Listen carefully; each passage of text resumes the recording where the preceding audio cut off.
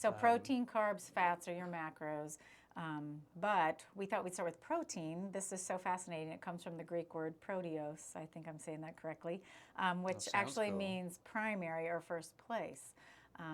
And I think it just goes to show you the primary importance of protein in our body. So we thought we'd start with really, I guess, just explaining what is a protein.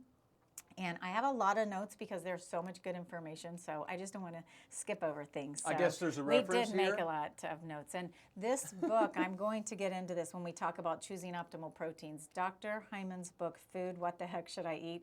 I think it is one of the best written books that really explains nutrition, food, the macros, the micros, how to choose good proteins, good carbs, good fats, and why, and the science behind things.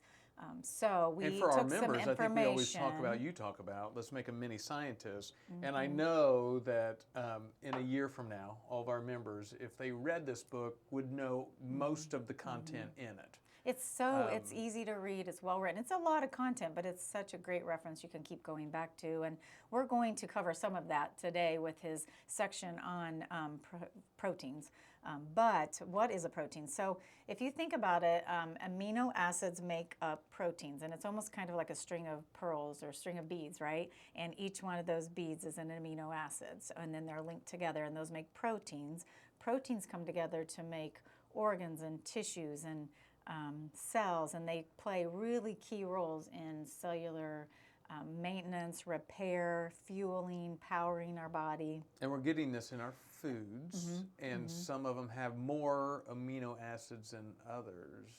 And there are about 20 amino acids This in all. is what fascinates me. When you told me that there's 20, but total. those 20 make up thousands of proteins, and those proteins are what we are. We are those proteins.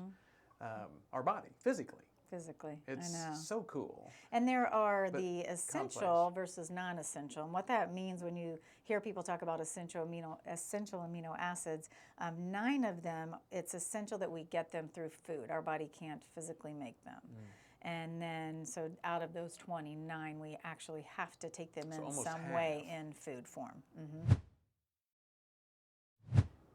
Thanks for tuning in to our OPT2LIV podcast today. If you would like to learn more information about us, check us out at OPT2LIV.com.